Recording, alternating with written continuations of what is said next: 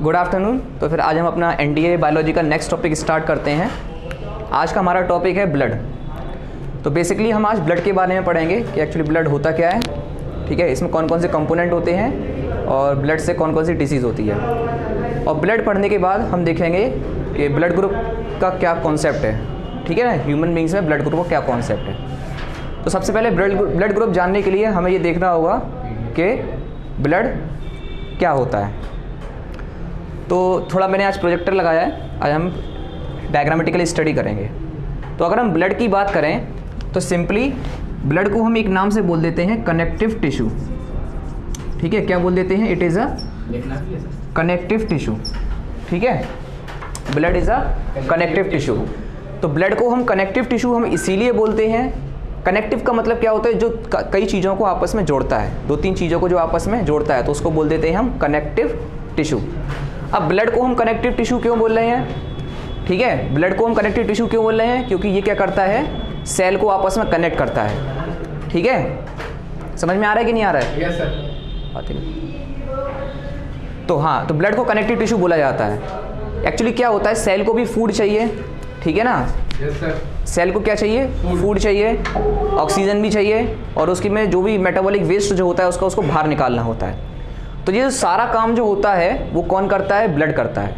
तो हमारी बॉडी में जो ब्लड होता है वो बहता रहता है, फ्लो करता है, और जितने भी सेल्स हैं, जितने भी ऑर्गन्स हैं, जितने भी टिश्यू हैं, उनको कनेक्ट करता है आपस में। इसीलिए हम ब्लड को बोलते हैं कि it is a connective tissue. तो जैसे कि यहाँ पे लिखा है सबसे पहले ब्लड के नीचे it is a connective tissue. तो कनेक्टिव टिश्यू बोलने का रीज़न है, तो एनडीए में क्वेश्चन बनता है, ऐसे आएगा which type of tissue is blood, तो आपको टिक लगाना होगा, blood is a type of connective tissue. Next point इसमें आता है कि जो ब्लड होता है इसको हम एक्स्ट्रा सेलुलर फ्लूइड भी बोलते हैं, ठीक है। यहाँ पे क्या लिखा है, जो ब्लड होता है it is a extra cellular fluid. अब इसको एक्स्ट्रा सेलुलर फ्लूइड बोलने का क्या रीज़न है? एक्स्ट्रा सेलुलर का मतलब होता है, इसको एक्स्ट्रा सेलुलर इसलिए बोला जाता है क्योंकि जो ब्लड होता है ये कभी सेल के अंदर एंटर नहीं करता, ठीक है। कैसे? जैसे मान लो ये सेल है, ठीक है, तो जो ब्लड होगा वो सिर्फ सेल के बाहर तक ही रहेगा, सेल के अंदर कभी एंट्री नहीं करता, ठीक है। सेल के अंदर कभी एंट्री नहीं करता ब्लड, इसीलिए इसको बोला जाता है एक्स्ट्रा सेलुलर फ्लूइड। तो ब्लड क्या करता है, कोई भी सब्सटेंस लेके आता है, जैसे ऑक्सीजन लेके आया, तो ऑक्सीजन क्या करेगा, ब्लड खुद अंदर नहीं आएगा, वो ऑक्सीजन को अंदर ट्रांसफर करता है, ठीक है। तो blood is a type of extra cellular fluid, ठीक है। तो ये कनेक्टिव टिश्यू भी होता है, ये इसे हम एक्स्ट्रा सेलुलर फ्लूइड भी बोल देते हैं, ठीक है। लेकिन एक इसमें एक्सेप्शन भी है। नॉर्मली क्या होता है, जो ब्लड होता है वो एक्स्ट्रा सेलुलर टिश्यू होता है, लेकिन बैक्टीरिया में, जैसे यहाँ पे आपको लिखा है बैक्टीरिया, तो अगर हम बैक्टीरिया की बात करें, बैक्टीरिया में जो ब्लड होता है वो इंट्रासेलुलर फ्लूइड होता है। मतलब उसमें क्या होता है, जो ब्लड होता है वो सेल के अंदर एंट्री लेता है, ठीक है। हाँ, बैक्टीरिया में जो ब्लड है वो सेल के अंदर जाता है, मतलब जो फ्लूइड सब्सटेंस होता है, ठीक है। बैक्टीरिया में भी जो फ्लूइड सब्सटेंस होता है वो अंदर जाता है सेल के अंदर, जो उसके लिए पूरा सर्कुलेशन का काम करता है। ह्यूमन बींग्स में और जो हायर एनिमल्स होते हैं उनमें ब्लड होता है, लेकिन बैक्टीरिया में जो फ्लूइड होता है उसे हम बोल देते हैं इंटरसेलुलर सर्कुलेशन करता है। वो इंटरसेलुलर मतलब सेल के अंदर लेके जाता है। बैक्टीरिया में ब्लड नहीं होता, उसमें जो फ्लूइड होता है वो सेल के अंदर जाता है, और हमारे में जो फ्लूइड है उसका नाम हम ब्लड बोल देते हैं, वो सेल के बाहर ही रहता है, वो सेल के अंदर नहीं जाता। तो ये मेजर डिफरेंस है इंटरसेलुलर और एक्स्ट्रा सेलुलर सर्कुलेशन में, ठीक है। नेक्स्ट है ब्लड का रोल क्या होता है, हमारी बॉडी में ब्लड का रोल क्या है। हम पढ़ रहे हैं blood is a connective tissue, लेकिन कुछ ना कुछ तो ये करता होगा ना, कुछ ना कुछ तो इसका रोल होगा। तो इसका जो मेनली रोल होता है वो होता है होमियोस्टासिस। ये बहुत इंपॉर्टेंट टॉपिक है, होमियोस्टासिस टर्म लिख लेना कॉपी में। होमियोस्टेसिस बहुत इंपॉर्टेंट टर्म है, एनडीए से डायरेक्ट क्वेश्चन आता है, ठीक है। तो ब्लड क्या करता है, ये हमारी इंटरनल इन्वायरमेंट को बैलेंस करता है। यानी कि बॉडी है, बॉडी का भी एक इन्वायरमेंट होगा, टेम्परेचर होगा, एक नॉर्मल पीएच होगा, ठीक है ना, सब कुछ होगा, उसको इन्वायरमेंट बोल देते हैं। तो ब्लड क्या करता है, इस सबको कंट्रोल करता है, सबको रेगुलेट करता है, ठीक है। इसीलिए इसको बोला जाता है कि it balance the internal environment of the body, यानी कि हमारी बॉडी के टेम्परेचर को कंट्रोल करता है, पीएच को भी कंट्रोल करता है, और उस टर्म को हम बोल देते हैं होमियोस्टेसिस। क्या बोल देते हैं? होमियोस्टेसिस। ये इसका थर्ड पॉइंट है, जो अंदर के एनवायरनमेंट को कंट्रोल करने को ही होमियोस्टेसिस, हाँ, उसको होमियोस्टेसिस बोल देते हैं, ठीक है। तो ये ब्लड का रोल होता है हमारी बॉडी में। फंक्शन क्या होता है, अब ब्लड के 3-4 फंक्शन होते हैं मेन, ठीक है। पहला फंक्शन है transport of O2 for energy, sorry O2 for oxygen and energy. तो हमारी बॉडी में हम सांस लेते हैं, ऑक्सीजन लेते हैं और कार्बन डाइऑक्साइड छोड़ते हैं। तो हर सेल तक ऑक्सीजन को पहुंचाना होता है। अब अंदर कोई ऐसा ट्रांसपोर्ट मैकेनिज्म तो है नहीं, गाड़ियाँ या ट्रैक्टर तो चल नहीं रहा है। तो मेनली क्या होता है, जो ब्लड होता है, ब्लड हर सेल तक ऑक्सीजन को लेके जाता है। जितनी भी सेल है हमारी बॉडी में, हर सेल तक ब्लड ऑक्सीजन लेके जाता है। सबसे पहले ऑक्सीजन कहाँ तक आती है, ऑक्सीजन आती है लंग्स में, लंग्स से एल्वोलाई में जाती है। अब एल्वोलाई ब्लड से कहता है कि आप लो, इस ऑक्सीजन को लो और इसको बॉडी के हर एक सेल तक पहुँचाओ। कौन कहता है, एल्वोलाई कहता है। ठीक है, ऑक्सीजन आता है, नोज के थ्रू जाता है लंग्स में, लंग्स में सेल होते हैं एल्वोलाई सेल्स। एल्वोलाई ब्लड के डायरेक्ट कॉन्टैक्ट में रहते हैं। ठीक है, कैसे में रहते हैं, डायरेक्ट ब्लड के कॉन्टैक्ट में रहते हैं। एल्वोलाई ब्लड से कहता है आप इस ऑक्सीजन को लो और इसको बॉडी के हर एक सेल तक लेके जाओ। ठीक है, वो काम होता है ब्लड का। तो ब्लड का मेन फंक्शन क्या है, it transport the oxygen to every part of the body, every cell of the body. ठीक है, CO2 को भी लेके आता है वापस, यानी कि जो सेल इसको CO2 देते हैं। अब हम CO2 छोड़ते हैं तो CO2 आती कहाँ से हमारी बॉडी में, जो सेल होते हैं वहाँ से CO2 आती है। तो ब्लड O2 को लेके जाता है सेल तक और सेल से CO2 लेके आता है, कहाँ छोड़ देता है, एल्वोलाई के पास। ठीक है, तो ये ब्लड इस तरीके से ट्रांसपोर्टेशन करता है O2 और CO2 का, पहला फंक्शन। दूसरा फंक्शन होता है इसका टेम्परेचर और थर्मल मेंटेनेंस। टेम्परेचर और थर्मल मेंटेनेंस, जैसे कि मैंने बताया था होम्योस्टासिस करता है, तो उसमें क्या करता है, ये बॉडी के टेम्परेचर को रेगुलेट करता है। यानी हमारी बॉडी का जो कांस्टेंट टेम्परेचर होता है 37 डिग्री सेल्सियस, उसको ये मेंटेन करके रखता है। कौन, ब्लड मेंटेन करके रखता है। नेक्स्ट है इम्यूनिटी एंड डिफेंस। इम्यूनिटी और डिफेंस का मतलब प्रतिरोधक क्षमता, रोग प्रतिरोधक क्षमता। तो ब्लड जो होता है ये हमें इम्यूनिटी भी प्रोवाइड कराता है और हमें बीमारियों से भी बचाता है। जैसे भी कोरोना वायरस चल रहा है, तो अगर हमारी बॉडी की इम्यूनिटी अच्छी है तो हम कोरोना वायरस से बच जाएंगे। तो हमें कौन प्रोटेक्ट कर रहा है कोरोना वायरस से, ब्लड। ब्लड में कुछ ऐसे सेल्स होते हैं जो इन बीमारियों से लड़ते हैं, जैसे WBC, उनको हम बोल देते हैं WBC। अभी हम पढ़ेंगे WBC के बारे में। तो ब्लड में कुछ WBC सेल्स होते हैं, इम्यूनिटी सेल्स होते हैं, जो क्या करते हैं, इसको रेगुलेट हमें प्रोटेक्शन प्रोवाइड कराते हैं। ठीक है ना, क्या प्रोवाइड कराते हैं, डिफेंस प्रोवाइड कराते हैं। अब जैसे जो आर्मी होती है उसको डिफेंस बोलते हैं ना, जैसे आप लोग NDA का पढ़ रहे हो, डिफेंस की तो नेशनल डिफेंस अकेडमी, यही तो है। तो डिफेंस एकेडमी में जा रहे हो, यानी कि आप देश को बचाओगे। हाँ, आप WBC बनने जा रहे हो, देश के WBC बनने जा रहे हो। ठीक है ना, देश के WBC बोलेंगे, यानी कि आप कंट्री के WBC हो। ठीक है, तो आप कंट्री को बचा रहे हो किससे, दुश्मनों से, आतंकवादियों से। ऐसे ही हमारी बॉडी के लिए आतंकवादी कौन है, दुश्मन कौन है, कोरोना वायरस है, जो बैक्टीरिया हैं, जो डिसीज कॉज करते हैं, वायरसेस हैं, फॉरेन मटेरियल्स। ठीक है, तो उनको कौन बचाता है, उनको WBC। और ये WBC कहाँ होते हैं, ये ब्लड में होते हैं। तो इस तरीके से ये हमें डिफेंस मैकेनिज्म में हेल्प करते हैं। ठीक है, होम्योस्टेसिस का मतलब होता है हमारा जो इंटरनल इन्वायरमेंट है बॉडी का इंटरनल इन्वायरमेंट बोले तो एक pH, एक टेम्परेचर, जिस पे हमारी बॉडी जो है वो मैक्सिमम एक्टिविटी को शो कर सके।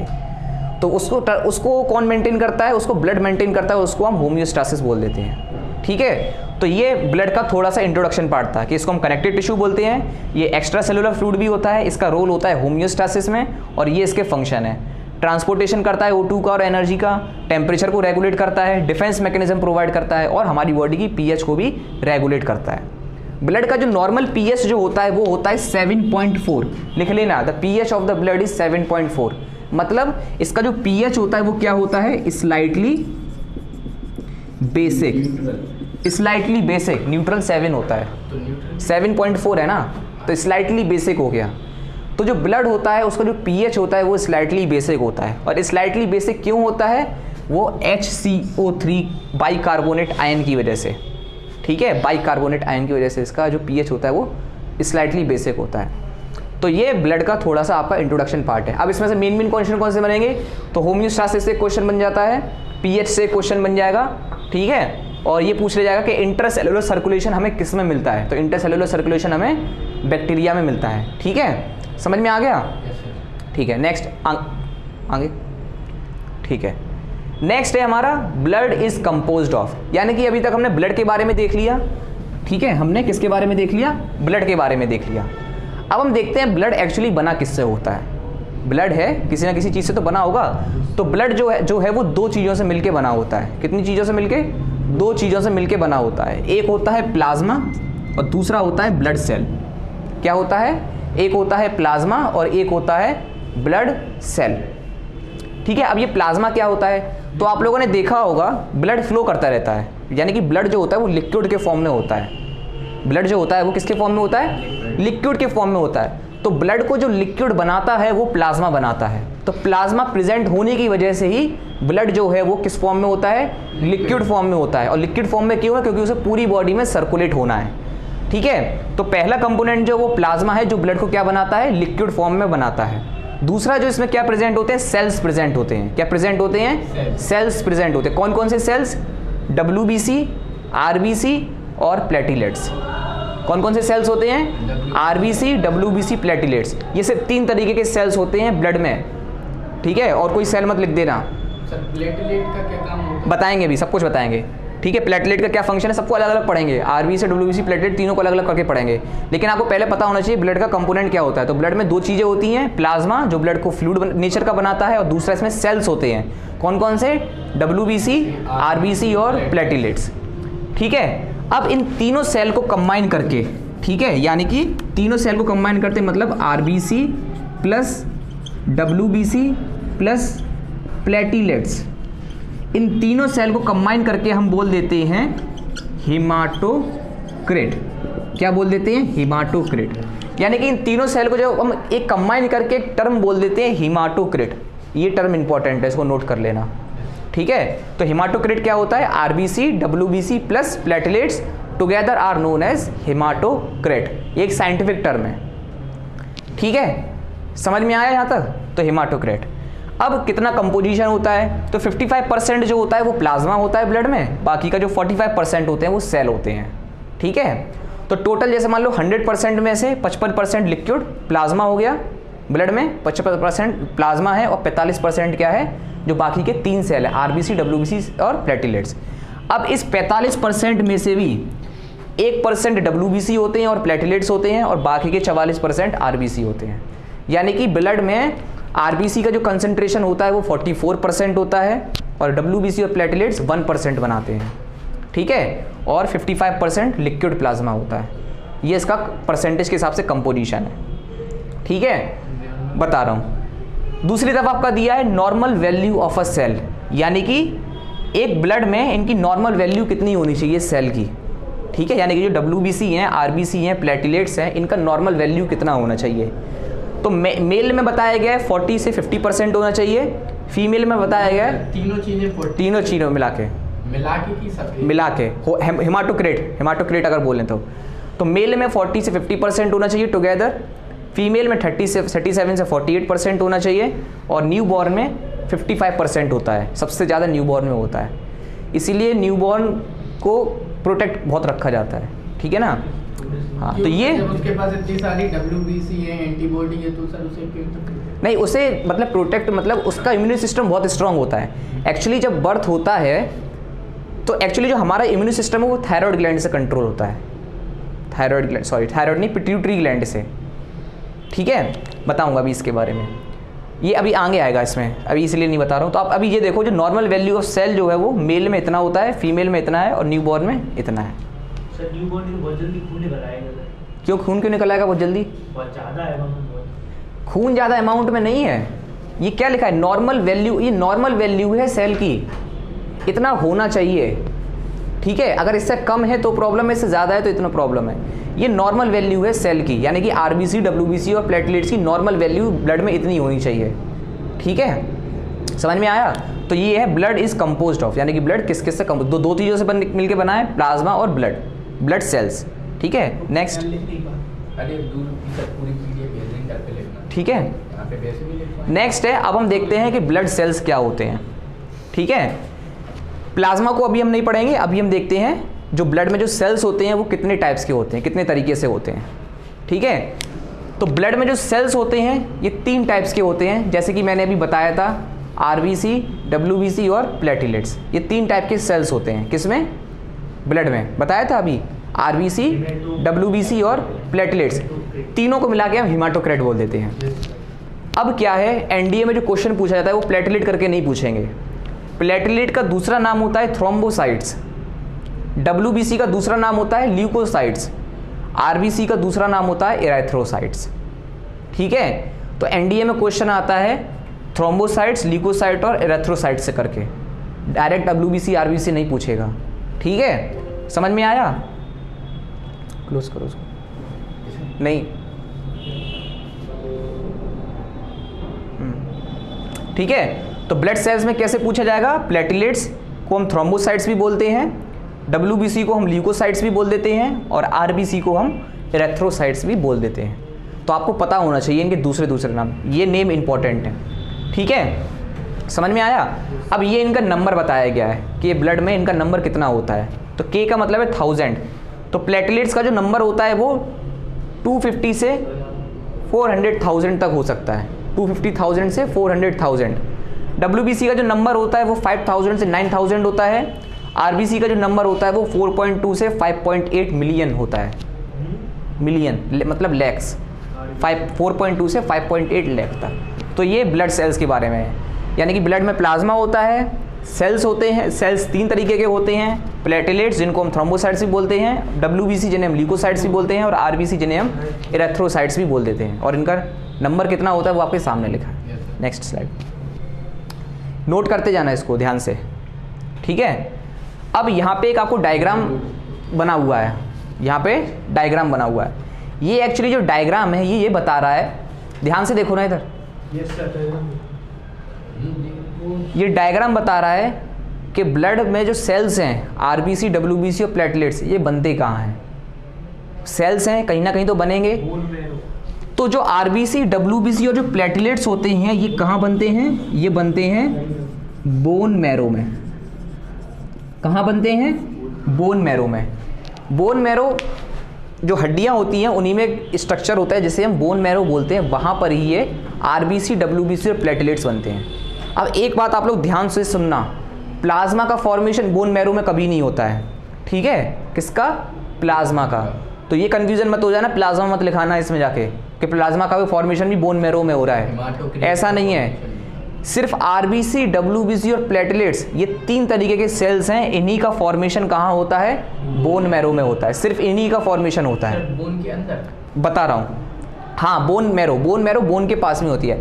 एक्चुअली ये जो बोन होती है, इसमें एक सेंट्रल रीजन में एक रेड कलर का स्ट्रक्चर होता है। अगर आप हड्डी को तोड़ के देखोगे तो ये रेड कलर का स्ट्रक्चर उसमें मिलता है।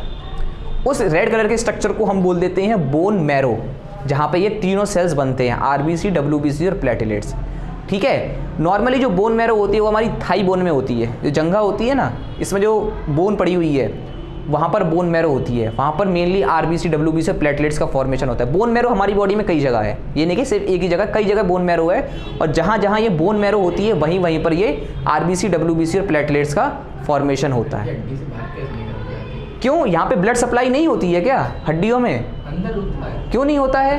अंदर हड्डियों के अंदर भी ब्लड सप्लाई होती है, आपको नहीं पता है? होती है। जो बोन्स होती हैं वो मांस के थ्रू कवर रहती हैं, मांस होता है ना, बोन रहती है, फिर मांस, अब मांस में तो ब्लड जाएगा ना, तो हड्डियों में भी ब्लड जाता है। अब बोन मैरो के अंदर ही तो बनना है ब्लड, RBC, WBC, प्लेटलेट्स, तो ब्लड सप्लाई होगा कि नहीं होगा इसके अंदर? होगा कि नहीं होगा?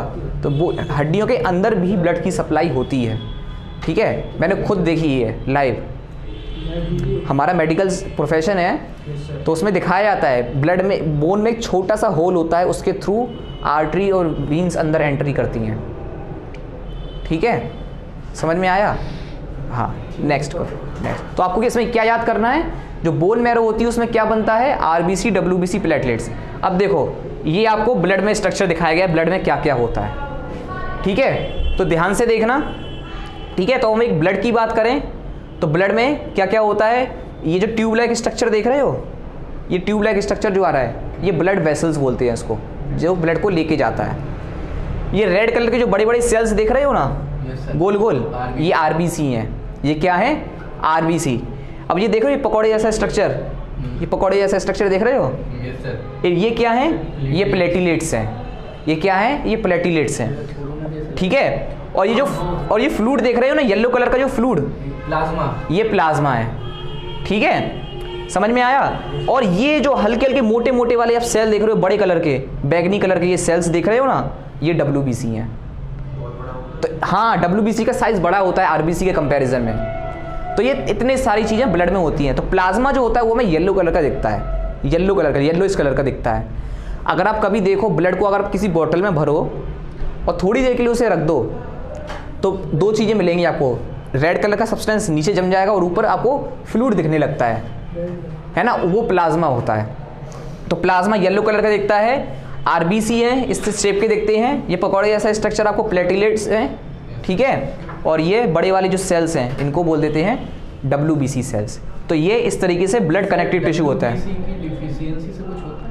WBC की डिफिशियंसी से हाँ, आपका इम्यून सिस्टम कमज़ोर हो जाएगा। और एक्सेस से कैंसर हो जाता है, ठीक है ना।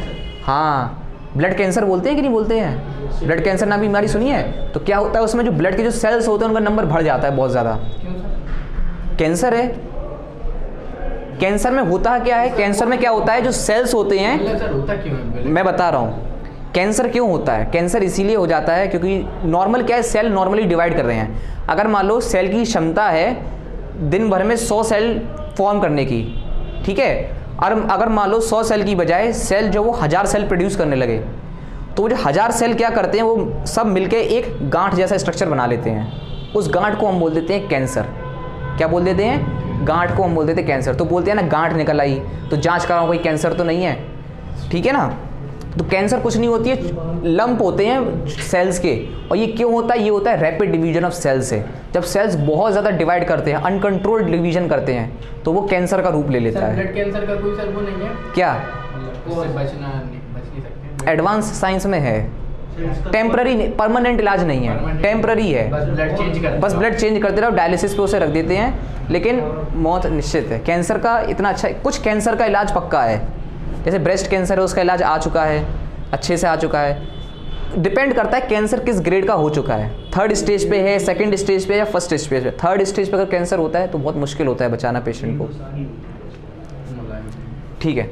नेक्स्ट, तो ये आपको ब्लड का डायग्राम। अब है कंपोनेंट ऑफ प्लाज्मा। अब सबसे पहले हम पढ़ते हैं, तो अभी तक हमने ब्लड का इंट्रोडक्शन देख लिया कि ब्लड क्या होता है, कौन कौन से कंपोनेंट होते हैं और कैसे कैसे उसका शेप होता है। अब हम अपने मूव करते हैं पहले सब्सटेंस की तरफ, यानी कि पहला कंपोनेंट जो ब्लड का था वो बताया था प्लाज्मा। तो ब्लड में दो चीज़ें थी, प्लाज्मा लिक्विड और ब्लड सेल्स।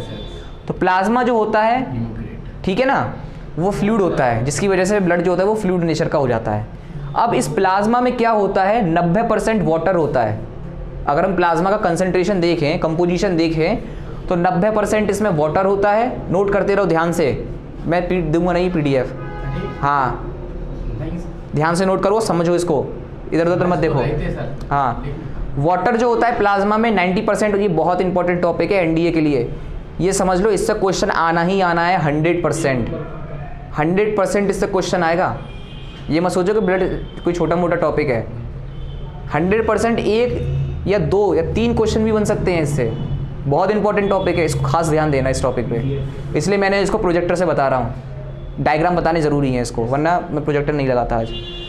तो अगर हम प्लाज्मा की कंपोजिशन की बात करें तो कितना कंपोजिशन होता है वाटर का? वाटर होता है 90%, यानी कि 100% में से सिर्फ 90% प्लाज्मा में वाटर है। प्लाज्मा प्रोटीन्स जो होते हैं 6 से 8% होते हैं, प्लाज्मा प्रोटीन्स बता रहे हैं। और इलेक्ट्रोलाइट्स जो होते हैं वो Na और Cl 1% होते हैं। तो ये कंपोजिशन होता है। एक्चुअली ये जो इलेक्ट्रोलाइट होते हैं ये कुछ नहीं होते हैं, न्यूट्रिएंट्स होते हैं। टूट के Na और Cl में हो जाते हैं? नहीं, Na और Cl में नहीं, Cl नहीं है, सॉरी, इधर Cl नहीं है, इधर कैल्शियम कर लेना, कैल्शियम कर लेना इधर पे, ठीक है। तो प्लाज्मा के कंपोजिशन की बात करें, 90% वाटर होता है, 6 से 8% प्लाज्मा प्रोटीन्स होते हैं।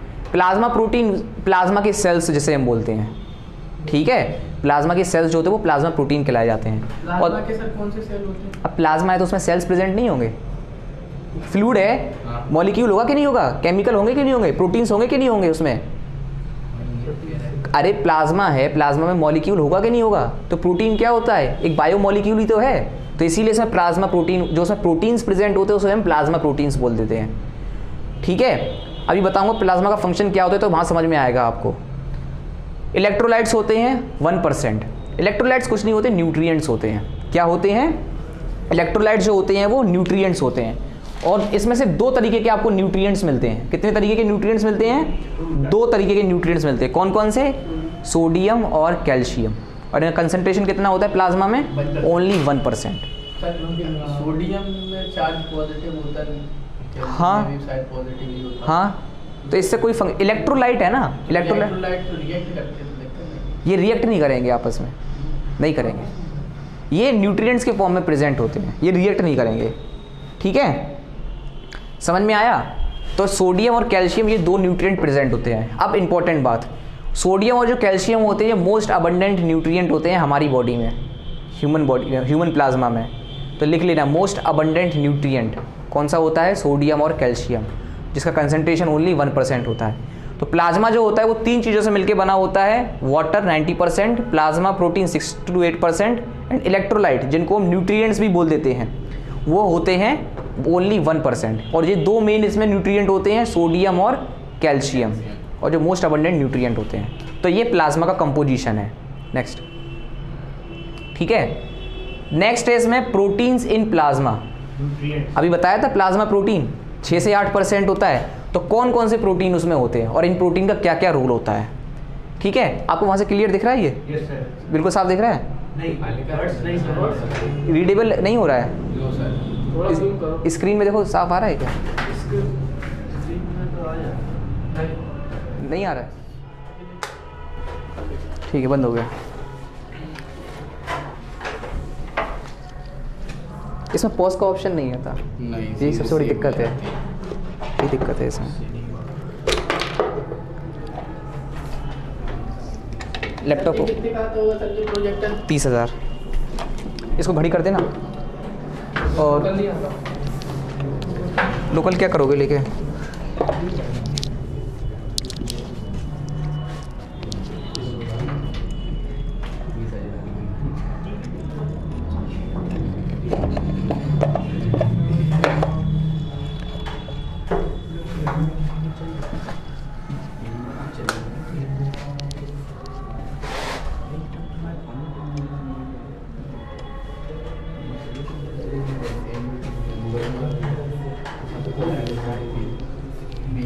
अच्छा, ये वीडियो रिकॉर्डिंग के लिए नहीं भेजेंगे, वो थोड़ा क्लियर नहीं आ रहा था प्रोजेक्टर। शुरुआत में आ रहा था। शुरुआत में आ रहा था। जब अपन लोग ने सेट किया था तब तो आ रहा था। अच्छा, ये प्रोजेक्टर उसमें डाल देना। चलो,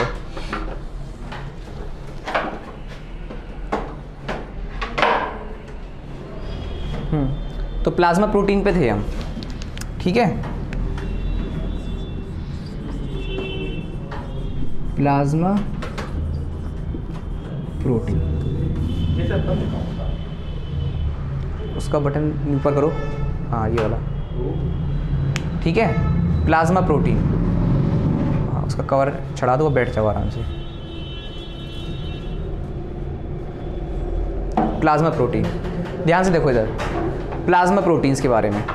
ठीक है, तो प्लाज्मा प्रोटीन्स क्या होते हैं? ये वो प्रोटीन्स होते हैं जो किस में प्रेजेंट होते हैं? प्लाज्मा में प्रेजेंट होते हैं।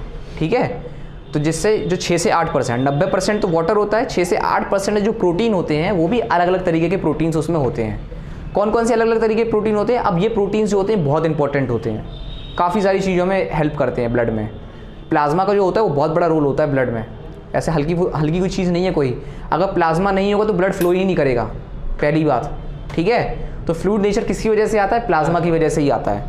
तो इसमें कुछ प्रोटीन्स होते हैं, जो प्रोटीन के नेम है वो है एल्ब्यूलिन, लिख लेना एल्ब्यूलिन।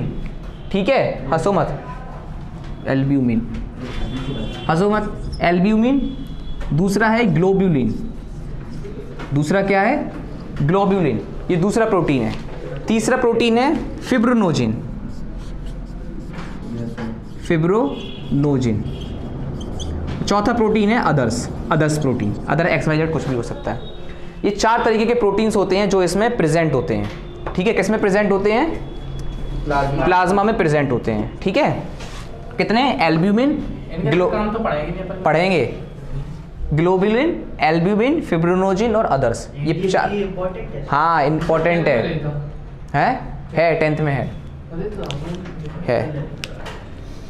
एल्ब्यूमिन की बात करते हैं, तो एल्ब्यूमिन जो होता है ये क्या करता है? It is a major component of the osmotic pressure.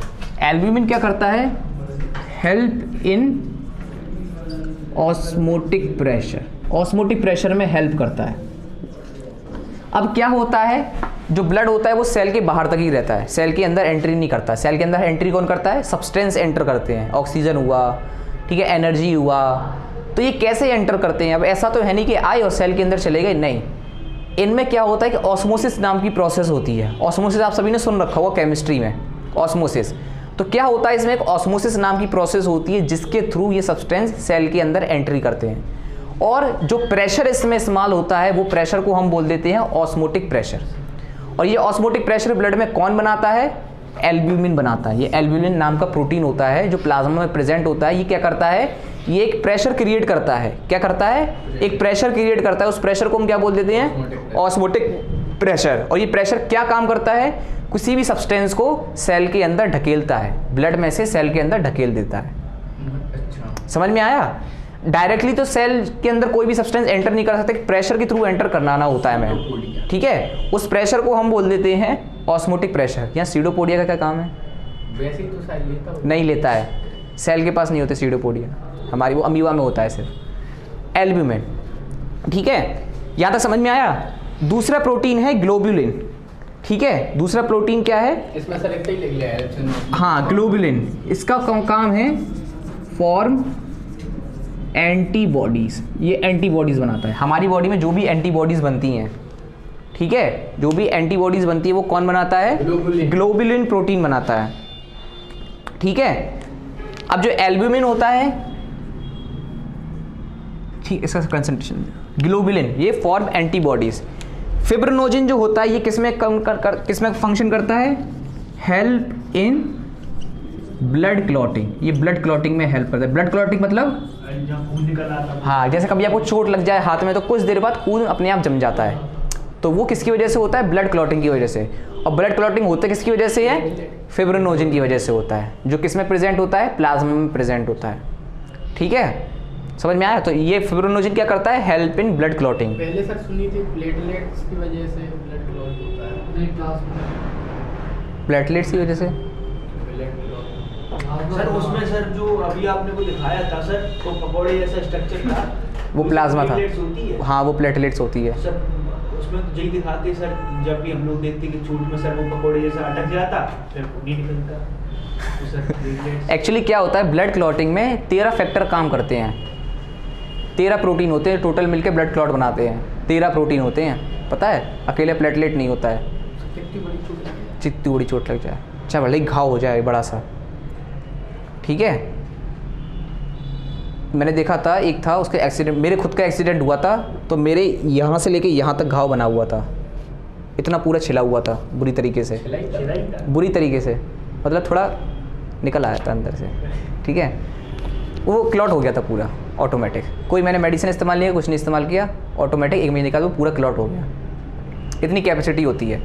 पहले ज़माने में क्या है, ये मेडिसिन कुछ नहीं थी। हमारी बॉडी इतना स्ट्रॉन्ग बनी है, नेचर के द्वारा इतना स्ट्रॉन्ग बनाई है, बड़ी से बड़ी बीमारी की लड़ने की क्षमता होती है इसमें। बस हम क्या करते हैं, इसका टेक केयर नहीं करते हैं ठीक से, ठीक है। इसको अच्छे से न्यूट्रिशन नहीं देते हैं, ठीक है। इसका ठीक से केयर नहीं करते हैं। आप लोगों में से कुछ नहाते भी नहीं होंगे 1-1 महीने तक, कुछ होते हैं। तो ये सब क्या होता है, हमें अपनी बॉडी को सही तरीके से वर्क करने के लिए मेंटेनेंस की ज़रूरत होती है। जैसे मशीन होती है ना, उसको मेंटेनेंस की ज़रूरत होती है, तो वैसे ही हमारी बॉडी को भी मेंटेनेंस की ज़रूरत है। मेंटेनेंस मतलब प्रॉपर उसका न्यूट्रिशन होना चाहिए। कोई अगर डिसीज़ हो भी जाती है तो उसका प्रॉपर इलाज होना चाहिए। हम क्या लापरवाही, ना तो हम बॉडी को न्यूट्रिशन देते हैं, इससे पूरा ना दवाई देते हैं, ना दवाई देते हैं, टेक केयर भी नहीं करते अच्छे से। तो इसीलिए क्या है, हमें ये सब चीज़ें देखनी चाहिए। तो ये मेनली प्रोटीन होते हैं, एल्ब्यूमिन, ग्लोबुलिन और फिब्रिनोजिन। ये 3 तरीके के मेन प्रोटीन होते हैं जो किसमें प्रेजेंट होते हैं? प्लाज्मा में प्रेजेंट होते हैं, ठीक है। तो ये है प्लाज्मा प्रोटीन्स के बारे में। वो अदर्स में ज़्यादा कुछ नहीं है, छोड़ दो उसको, ठीक है। समझ में आ गया? Yes sir. ठीक है। तो ये प्लाज्मा प्रोटीन्स के बारे में। छुट्टी। तो आज हमने देखा ब्लड के बारे में थोड़ा बहुत हमने पढ़ा, ठीक है ना। तो हमने देखा ब्लड क्या होता है, it is a fluid connective tissue. फिर हमने ब्लड का कंपोजिशन देखा, कितने सेल्स होते हैं उसमें, प्लाज्मा होता है, रेड ब्लड सेल्स होते हैं। और फिर हमने देखा है प्लाज्मा प्रोटीन्स के बारे में हमने देखा है। तो आज हम यहीं तक रखते हैं, थोड़ा आज मुझे काम है, ठीक है। थैंक यू, आज हम यहीं तक रखते हैं।